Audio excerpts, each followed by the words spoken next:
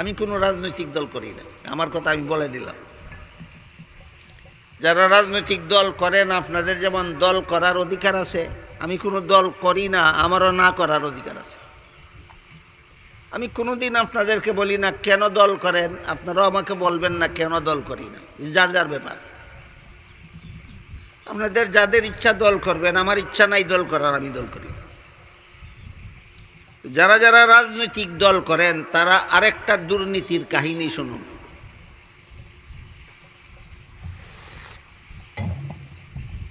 বাংলাদেশের গদিতে পালাক্রমে দুইটা দল হয়ে যাইতে পারে, তৃতীয় কোনো দল নির্বাচনের মাধ্যমে গদি পর্যন্ত যাইতে পারে না। তৃতীয় কোনো দল গদিতে যাইতে হইলে দুই দলের কোনো এক দলের লেজও দইরা যাইতে হয়, অন্য দলের লেজও না দইরা আর কোনো দল গদিতে যাইতে পারে না, দুইটা দল যাইতে পারে। এই দুই দলের এক দলে গদিতে গিয়া কয় ই দলে দেশটা লুটতে খাইছে, আর ই দলে গদিতে গিয়া কয় হি দলে দেশটা লুটতে খাইছে। দুনো দলেই যদি সত্য কথা কইয়া থাকে, আপনারাই বলেন আসলে কাহিনীটা কি হইছে, খৌকা চাব, ঘটনাটা কিতা হইছে। দুই দলই দেশ লুটিয়া খায়, গদিত গেলে ওই দেশ লুটিয়া খায়। এরা অশিক্ষিত, এই দুই দল কোনো শিক্ষিত নাই, গদিত গিয়ে দেশ লুটিয়া খায় কেন? যে শিক্ষায় শিক্ষিত, এই শিক্ষার দ্বারা আল্লাহর কাছে কি জবাব দিব এই ভয় অন্তরে জাগে না। যে দলেরই হোক, যত বড় শিক্ষিতই হোক, তোমার দলেও তোমার অন্তরে আল্লাহর কাছে কি জবাব দিব এই ভয় জাগাইয়া দেয় না। তোমার শিক্ষাও তোমার অন্তরে আল্লাহর কাছে কি জবাব দেব সেই ভয় জাগাইয়া দেয় না। কাজেই যত বড় শিক্ষিত হবে তত বড় দুর্নীতিবাজ হতে বাধ্য। বুঝে থাকলে বলেন, মাদ্রাসা শিক্ষায় আর অন্য শিক্ষায় বেশ কম আসেনি। অন্য শিক্ষার দ্বারা ডাক্তার হওয়া যায়, ইঞ্জিনিয়ার হওয়া যায়, বিজ্ঞানী হওয়া যায়, কবি হওয়া যায়, দার্শনিক হওয়া যায়, দুর্নীতিমুক্ত হওয়া যায় না। একমাত্র মাদ্রাসা শিক্ষা, যে শিক্ষা মানুষকে দুর্নীতিমুক্ত সমাজ গড়ার ব্যবস্থা দান করে। এবার আমরা বোঝার চেষ্টা করব, মাদ্রাসা শিক্ষার দ্বারা যাদের অন্তরে শেষ বিচারের ভয় জাগ্রত হয়, যারা সরাসরি মাদ্রাসায় লেখাপড়া করে আলেম হন, তাদের অন্তরে যেভাবে আল্লাহর কাছে কি জবাব দিব এই ভয় জাগ্রত হয়। যথেষ্ট পরিমাণ মুসলমান আমাদের সমাজে আছেন যারা মাদ্রাসা শিক্ষায় শিক্ষিত না, কিন্তু মাদ্রাসা শিক্ষায় শিক্ষিত আলেমদের সাথে সুসম্পর্ক বজায় রাখে, জীবনযাপন করে। নিজে আলেমরা আলেম না, কিন্তু আলিমের সাথে সম্পর্ক রেখে জীবনযাপন করে। এটাও আল্লাহর রাসূলের হুকুম। আল্লাহর রাসূল হুকুম করেছেন, তোমরা যারা আলেম না, তোমরা আলেমদের কথা মতো জীবনযাপন করো যদি জাহান্নাম থেকে বাঁচতে চাও। হাদিসটা হইল, রাসূল বলেন, কুন আলিমান আও মুতাআল্লিমান আও মুস্তামিআন আও মুহিব্বান ওয়ালা তাকুন খামিসান ফাতাহলিক। রাসূল বলেন, জাহান্নাম থেকে বাঁচার জন্য তোমার এক নম্বর পথ হইল তুমি আলেম হও। আলেম হওয়ার সুযোগ যাদের নাই তাদেরকে রাসূল বলেন আলেমের ছাত্র হও। মাদ্রাসায় যারা পড়ান তারা তো আলেম, যারা পড়ে এরা কি আলেমের ছাত্র। রাসূল বলেন তুমি আলেম হও, এটা তোমার জন্য জাহান্নাম থেকে বাঁচার এক নম্বর পথ। আলেম হইতে পারো নাই, আলেমের ছাত্র হও, এটা তোমার জন্য জাহান্নাম থেকে বাঁচার 2 নম্বর পথ। কিন্তু যারা আলেমও না, মাদ্রাসার ছাত্রও না, এমন মুসলমানই তো আমাদের সমাজে হাজারের মেয়েদের 999 জন। আলেমও না, মাদ্রাসার ছাত্রও না। এদের উদ্দেশ্যে আল্লাহ রসুল বলেন, তোমরা যারা আলেমও না, আলেমের ছাত্রও না, তোমরা যদি জাহান্নাম থেকে বাঁচতে চাও, আলেমদের কথা মতো জীবনযাপন করো। বুঝে থাকলে বলেন, শুধু আলেম হইলেই জাহান্নাম থেকে বাঁচা যাবে, শুধু মাদ্রাসার ছাত্র হইলেই জাহান্নাম থেকে বাঁচা যাবে, আর সমস্ত মুসলমানই বাঁচতে পারবে? কি করলে? আলেমের কথা মতো জীবনযাপন করলে। তা আলেমের কথা মতো আমি জীবনযাপন করতে হইলে আলেমের সাথে আমার সম্পর্ক থাকতে হবে।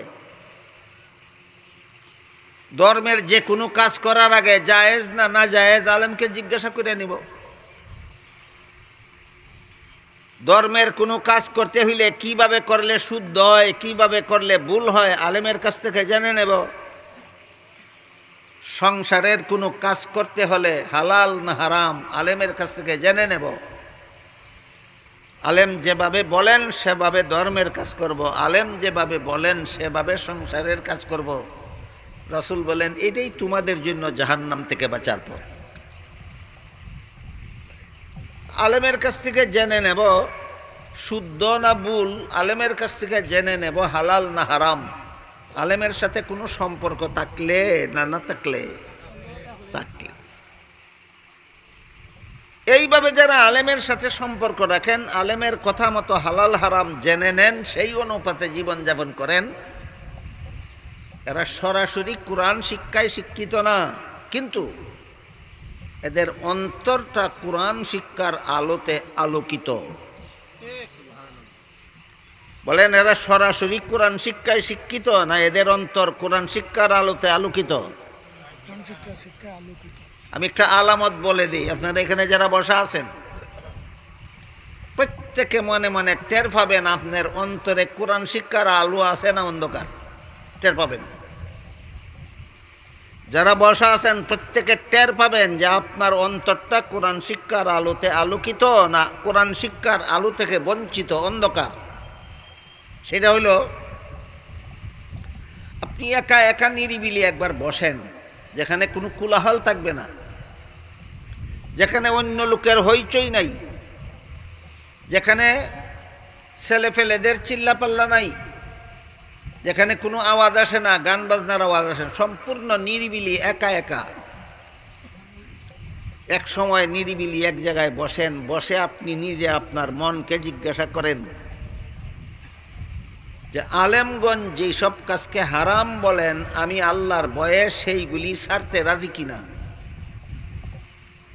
আলেমগঞ্জ যে কাজগুলিকে ফরজ ওয়াজিব সুন্নত বলেন, আমি আল্লাহকে সন্তুষ্ট করার জন্য সেইগুলি করতে রাজি কিনা? মন যদি বলে রাজি, আলেম বলছেন হারাম, এই কাজ আমি করব না। আলেম বলছেন এটা ফরজ, এটা আমার করতেই হবে। প্রমাণ হয়ে গেল আপনার অন্তর কোরআন শিক্ষার আলোতে আলোকিত। আপনার অন্তর কোরআন শিক্ষার আলোতে আলোকিত। আমি আগেই বলেছি, কথা বুঝলে টের পাবেন, আপনারা যারা বসা আছেন প্রত্যেকে টের পাবেন আপনার অন্তরটা আলোকিত না অন্ধকার।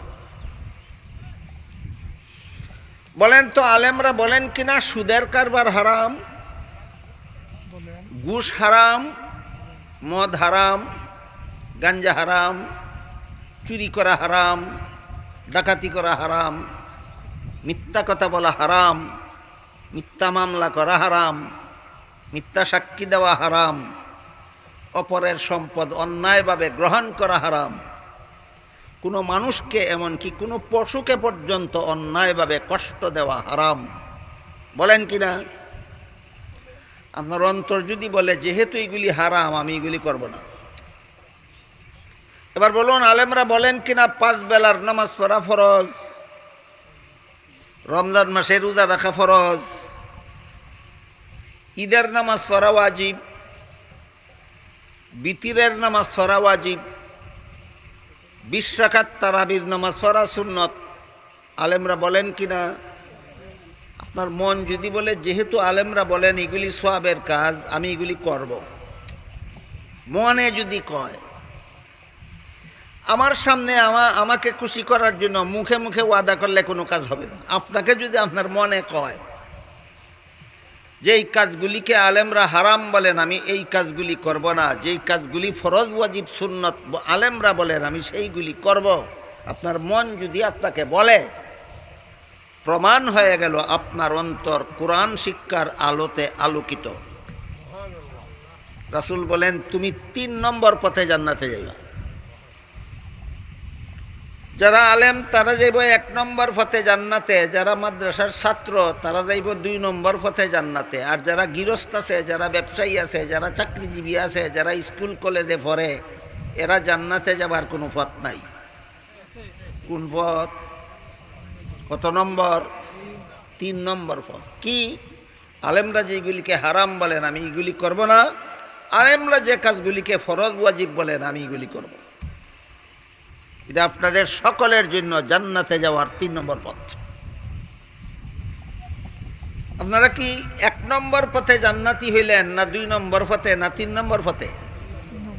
এই 3 নম্বর পথটা সর্বস্তরের মুসলমানকে চিনাবার জন্য মাদ্রাসার পক্ষ থেকে এই ওয়াজ মাহফিলের আয়োজন করা হয়। আজকের ওয়াজ মাহফিল যদি একটা মাদ্রাসার পক্ষ থেকে হয়ে থাকে, এটাও আপনাদের জেনে নেওয়া দরকার। মাদ্রাসার কাজ হইল ছাত্রদেরকে কোরআন হাদিস শিক্ষা দিয়ে আলেম বানাইয়া দেওয়া। ওয়াজ মাহফিলের আয়োজন কেন করে? মাদ্রাসার আলেমদের দায়িত্ব শুধু ছাত্রদেরকে আলেম বানাইয়া দেওয়া না, তাদের 2 নম্বর দায়িত্ব হলো সর্বস্তরের মুসলমানকে জাহান্নাম থেকে বাঁচার পথ দেখাইয়া দেওয়া। এটাও আলিমগণের আর একটা দায়িত্ব। যারা মাদ্রাসায় ভর্তি হয় এদেরকে কোরআন হাদিস শিক্ষা দিয়ে আলেম বানাইয়া দেওয়া, এটা আলেমদের 1 নম্বর দায়িত্ব। আলেমদের 2 নম্বর দায়িত্ব যারা মাদ্রাসার ছাত্র না, যারা জীবনভর গৃহস্থী করে, জীবনভর ব্যবসা করে, জীবনভর চাকরি করে, জীবনভর সংসারের ঝামেলা নিয়ে ব্যস্ত থাকে, কেউ স্কুলের পড়া নিয়ে, কেউ কলেজের পড়া নিয়ে, কেউ ভার্সিটির পড়া নিয়ে ব্যস্ত থাকে, আপনাদের বিবেক কি বলে? এরা জাহান্নামে যাক না বাসুক? পথ দেখাইব কে? দায়িত্ব আলেমদের। এদের সর্বস্তরের মুসলমানকে জাহান্নাম থেকে বাঁচার পথ দেখাবে কে? দায়িত্ব আলেমগণের। এই দায়িত্বটা পালন করার জন্য আলেমগণ এই সভার আয়োজন করে। কাজেই 2 দল মানুষের অন্তরে থাকে, আল্লাহর কাছে কি জবাব দিব এই ভয়। এক দল হইল যারা আলেম, আর এক দল হইল যাদের অন্তর আলেম না, কিন্তু যাদের অন্তরটা কোরআন শিক্ষার আলোতে আলোকিত। এই রকম কোরআন শিক্ষায় শিক্ষিত অথবা কোরআন শিক্ষার আলোতে যাদের অন্তর আলোকিত, এরা মূর্খ হইলেও, অশিক্ষিত হইলেও এদের দ্বারা কোনো রকমের অপকর্ম দুষ্কৃতি, তাদের দ্বারা কোনো রকমের দুর্নীতি জালিয়াতির আশঙ্কা সমাজে থাকে না। এবার এর 2-1টা উদাহরণ আমি আপনাদের শুনি। এদের অন্তরে এই ভয় থাকে, আমি যদি অপরাধ করি দুনিয়ার কেউ যদি নাও দেখে, আল্লাহ তো দেখে, আল্লাহর কাছে তো একদিন আমার হিসাব দিতে হবে। দুনিয়ার কেউ যদি না দেখে, একা একা নির্জনে, যেখানে দুনিয়ার কোনো মানুষ নাই, সেখানে যদি আমি কোনো গুনার কাজ করি, আল্লাহ জিজ্ঞাসা করবেন কিনা একদিন গুনার কাজ কেন করছিলাম? আল্লাহ জানলেন কেমনে আমি গুনার কাজ করছিলাম? তখন তো কেউ দেখছে না। বলেন তো আল্লাহ জানলেন কেমনে? দুনিয়ার কেউ না দেখলেও আল্লাহ দেখে। দুনিয়ার কেউ না দেখলেও এই বিশ্বাস আসেনি আমরা? এই মর্মে আল্লাহ কোরআনে বলেন, আলাম ইয়া আলাম বি আন্নাল্লাহ ইয়ারা। আমার বান্দা কি জানে না আল্লাহ যে দেখে? কারে লুকাইয়া গুনার কাজ করবা তুমি? আল্লাহ তো সবাইকে দেখে। হাদিস শরীফে রাসূল করিম সাল্লাল্লাহু আলাইহি ওয়াসাল্লাম বলেন, ফা ইল্লাম তাকুন তারাহু ফা ইন্নাহু ইয়ারাক।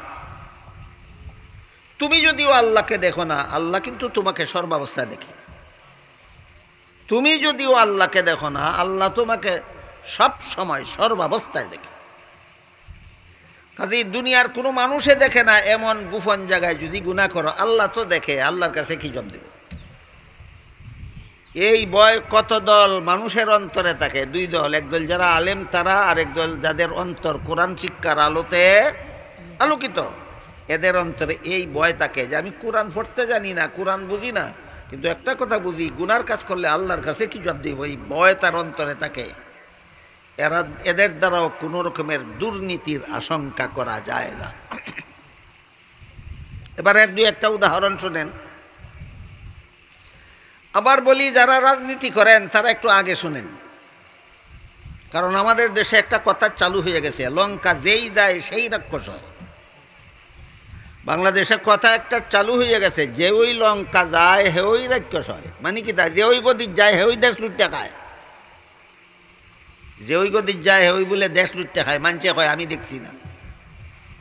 যদি মিশা কথা কয় দৈরা দৈরা বিচার করো, আর যদি হাসা কয় তাইলে বুঝেন, তাইলে উভয়টা কি, কেন দেশ দেশ লুটতে খায় কেন শিক্ষিত লোকের দল গদিতে গিয়া। আমি যাদের মাধ্যমে আপনাদের এই প্রোগ্রামের দাওয়াত রেখেছি, তাদের মাধ্যমে আপনাদের এখানে এসেছি, তাদের কাছে জানতে পেরেছি যে আজকের এই মুবারক সমাবেশের আয়োজন আপনাদের এই প্রতিষ্ঠিত একটা মাদ্রাসার পক্ষ থেকে করা হয়েছে। তাই মাদ্রাসা শিক্ষার কি দরকার, মাদ্রাসা শিক্ষা না থাকলে মানুষের কি ক্ষতি হবে, আর মাদ্রাসা শিক্ষা থাকার কারণে মানুষের কি উপকার হয়, এই বিষয়টা আপনাদের সামনে আলোচনা করার জন্য পবিত্র কোরআনের খুব ছোট্ট একটি আয়াত এবং রাসূল করিম সাল্লাল্লাহু আলাইহি ওয়াসাল্লামের এক দীর্ঘ হাদিসের সামান্য একটু অংশ তিলাওয়াত করেছি। দুনিয়াতে যত রকমের শিক্ষা মানুষের মধ্যে চালু আছে, সমস্ত শিক্ষার থেকে মাদ্রাসা শিক্ষার একটা আলাদা গুণ আছে, আলাদা বৈশিষ্ট্য আছে। অন্য শিক্ষায় আর মাদ্রাসা শিক্ষায় একটা ব্যস্কম আছে। সেই ব্যস্কমটা বুঝলেই আমরা মাদ্রাসা শিক্ষার দরকার কি, না থাকলে কি হবে বোঝা পরিষ্কার হয়ে যাবে। মাদ্রাসা শিক্ষা ছাড়া দুনিয়াতে আর যত শিক্ষা আছে, সেই সমস্ত শিক্ষার কোনো শিক্ষার দ্বারা মানুষ ডাক্তার হতে পারে, যা মানুষের জীবনে দরকার। অন্যান্য শিক্ষার দ্বারা মানুষ ইঞ্জিনিয়ার হতে পারে, এটাও মানুষের জন্য দরকারি। অন্যান্য শিক্ষার দ্বারা মানুষ বিজ্ঞানী হতে পারে, এটাও মানুষের জন্য দরকারি। কিন্তু আমি যদি দুনিয়ার জীবনে কোনো অপকর্ম করি, কোনো রকমের দুর্নীতি, জালিয়াতি, দুষ্কৃতি করি, আমি যদি চুরি করি, ডাকাতি করি, খুন খারাপি করি, জিনা ব্যভিচার করি, আমি যদি মানুষের লক্ষ কোটির টাকার সম্পদ অথবা 2-4 টাকা মানুষের সম্পদ যদি অন্যায়ভাবে গ্রহণ করি, যদি কোনো মানুষকে অথবা কোনো জীবজন্তুকে আমি অন্যায়ভাবে কষ্ট দেই, আর আমার এই সমস্ত অপকর্মের কারণে দুনিয়ার কেউ যদি আমাকে ধরতে না পারে, আমার বিচার করতে নাও পারে, তবুও শেষ বিচারের দিন আল্লাহর কাছে আমার জবাব দিতে হবে। এই অনুভূতি মানুষের অন্তরে জাগ্রত হয় একমাত্র মাদ্রাসা শিক্ষার দ্বারা। আমি যদি দুনিয়াতে কোনো অপকর্ম করি আর দুনিয়ার কোনো মানুষের কাছে যদি আমি ধরা নাও পড়ি, কেউ আমারে ধরতে পারে না, আমার বিচারও করতে পারে না, তবুও শেষ বিচারের দিন আল্লাহর কাছে আমার সকল অপকর্মের জন্য হিসাব দিতে হবে, জবাব দিতে হবে, শাস্তি ভোগ করতে হবে। এই কথাটা মানুষের অন্তরে জাগ্রত হয় একমাত্র মাদ্রাসা শিক্ষার দ্বারা। আর কোনো শিক্ষার দ্বারা আল্লাহর কাছে কি জবাব দেব, এই প্রশ্ন জাগে না মানুষের অন্তরে। স্কুলের পড়ার দ্বারা অন্তরে জাগে না যে আল্লাহর কাছে কি জবাব দেব। কলেজের শিক্ষার দ্বারা অন্তরে এই অনুভূতি জাগে না যে আমি অপকর্ম করলে আল্লাহর কাছে কি জবাব দেব। ভার্সিটির শিক্ষার দ্বারা অন্তরে এই ভয় জাগ্রত হয় না যে আমি আল্লাহর কাছে কি জবাব দেব। একমাত্র মাদ্রাসা শিক্ষার দ্বারা মানুষের অন্তরে এই ভয় জাগ্রত হয় যে আমি যদি দুনিয়াতে কোনো রকমের খারাপ কাজ করি তাহলে শেষ বিচারের দিন আল্লাহর কাছে কি জবাব দেব। কথা বুঝে থাকলে বলেন তো, অন্যান্য শিক্ষার মধ্যে আর মাদ্রাসা শিক্ষার মধ্যে একটা বেশ কম আছে কিনা? অন্য শিক্ষার দ্বারা আল্লাহর কাছে কি জবাব দিব এই ভয় মানুষের অন্তরে জাগে না। একমাত্র মাদ্রাসা শিক্ষার দ্বারা মানুষের অন্তরে এই ভয় জাগে যে আমি আল্লাহর কাছে কি জবাব দেব। আর আল্লাহর কাছে কি জবাব দেব এই ভয় যদি অন্তরে জাগে না, এই ভয় যদি অন্তরে থাকে না, তাহলে যত বড় শিক্ষিত হবে তত বড় দুর্নীতিবাজ হতে বাধ্য। আল্লাহর কাছে কি জবাব দিব এই ভয় অন্তরে না থাকলে যত বড় শিক্ষিত তত বড় দুর্নীতিবাজ। নিঃসন্দেহে, কোনো সন্দেহ নাই। বরং তার শিক্ষা দীক্ষাটাকেই দুর্নীতির হাতিয়ার হিসাবে ব্যবহার করে। আল্লাহর কাছে কি জবাব দিব এই ভয় যার অন্তরে থাকবে না, সে তার বিদ্যাকে, তার শিক্ষাকেই দুর্নীতির হাতিয়ার হিসাবে ব্যবহার করবে। আল্লাহর কাছে কি জবাব দেব এই ভয় যার অন্তরে থাকে, শিক্ষিত হোক আর অশিক্ষিত হোক, দুর্নীতিবাজ হওয়ার সাহস করতে পারবে না, দুর্নীতি করার সাহস করতে পারবে না। কেন? তার অন্তরে ভয় আছে। আল্লাহর কাছে কি জবাব দেব? তাই আল্লাহর কাছে কি জবাব দেব এই ভয় যাদের অন্তরে নাই, এরা যে যত বড় শিক্ষিত হয় তত বড় দুর্নীতিবাজ হতে বাধ্য। এর দুই একটা উদাহরণ আমি আপনাদেরকে শোনাই। আর আল্লাহর কাছে কি জবাব দেব এই ভয় যাদের অন্তরে আছে, এরা অশিক্ষিত মূর্খ হলেও দুর্নীতির সাহস অন্তরে রাখে না। এরও দুই একটা উদাহরণ আমি আপনাদের শোনাই। আল্লাহর কাছে কি জবাব দেব এই ভয় যাদের অন্তরে নাই, এরা যত বড় শিক্ষিত হয় তাদের শিক্ষাটাকে দুর্নীতির তত বড় হাতিয়ার হিসাবে ব্যবহার করে। এর একটা উদাহরণ হইল, আমি আজ থেকে মনে হয় 40 বছর আগের একটা ঘটনা। ব্রাহ্মণবাড়িয়া এলাকার এক ওয়াজ মাহফিলে গিয়েছিলাম। ওয়াজ শেষে রেলে বাড়িতে আসার জন্য ব্রাহ্মণবাড়িয়া রেল স্টেশনে গেলাম। গিয়া দেখি গাড়ি ছেড়ে দেয়, টিকিট নেওয়ার আর সময় নাই, সুযোগ নাই। টিকিট ছাড়াই আমি গাড়িতে উঠলাম। কেউ বিনা টিকিটে গাড়িতে উঠলে তার কাছ থেকে ভাড়া নিয়ে তাকে টিকিট বানাইয়া দেওয়ার জন্য সরকারের পক্ষ থেকে, সরকারের বেতনভোগী কর্মচারী তাকে, আমি তাকে বললাম, ভাই স্টেশনে আসা মাত্রই গাড়ি ছেড়ে দিল, আমি টিকিট নেওয়ার সুযোগ পাইছি না, আপনি আমার একটা টিকিট বানাইয়া দেন, আর ভাড়া যা হয় আমি আপনাকে দিয়া দেই। তিনি বলেন টিকিট বানাইয়া দেওয়া যাবে না। আমি বললাম সরকার আপনাকে বেতন দেয় টিকিট বানাইয়া দেওয়ার জন্য, টিকিটই যদি বানাইয়া দেওয়া যাবে না তাহলে আপনি বেতন নেন কেন? এই কাজের জন্যই তো বেতন নেন। বিনা টিকিটে কেউ গাড়িতে উঠলে তার কাছ থেকে ভাড়া নেবেন, তাকে টিকিট বানিয়ে দিবেন, এই জন্য সরকার আপনাকে বেতন দেয়। আমি বিনা টিকিটে গাড়িতে উঠছি, আমাকে যদি টিকিটেই না দেন, আমার কাছ থেকে যদি ভাড়াই না নেন, তাহলে আপনি বেতন নেন কেন?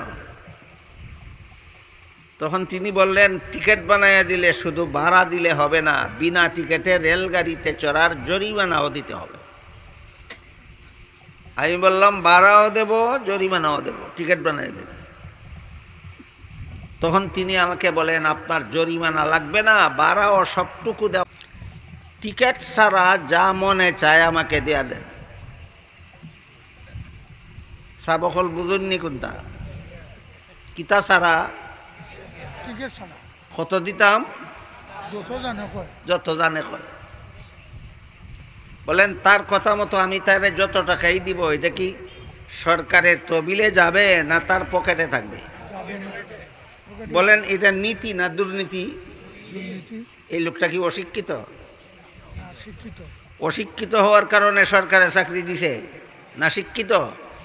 দুর্নীতিবাদ হইল কেন? সে যে শিক্ষায় শিক্ষিত, এই শিক্ষার দ্বারা আল্লাহর কাছে কি জবাব দিব এই ভয় অন্তরে জাগে না। সে যে শিক্ষায় শিক্ষিত, এই শিক্ষার দ্বারা আল্লাহর কাছে কি জবাব দিব এই ভয় অন্তরে জাগে না। সুতরাং সে যত বড় শিক্ষিত হবে, তার শিক্ষাটাকেই তত বড় দুর্নীতির হাতিয়ার হিসাবে ব্যবহার করবে। দেখেন তো আপনারা, মাদ্রাসা শিক্ষায় আর অন্য শিক্ষায় কিছু বেশ কম আসেনি? অন্য শিক্ষার দ্বারা ডাক্তার হওয়া যায়, দুর্নীতিমুক্ত হওয়া যায় না। অন্য শিক্ষার দ্বারা ইঞ্জিনিয়ার হওয়া যায়, দুর্নীতিমুক্ত হওয়া যায় না। অন্য শিক্ষার দ্বারা বিজ্ঞানী হওয়া যায়, দুর্নীতিমুক্ত হওয়া যায় না। একমাত্র মাদ্রাসা শিক্ষা, এই শিক্ষায় যারা শিক্ষিত হয় অথবা এই শিক্ষার আলো যাদের অন্তরে লাগে, এরা আল্লাহর কাছে কি জবাব দেব এই ভয়ে এরা দুর্নীতিবাজ হতে পারে না।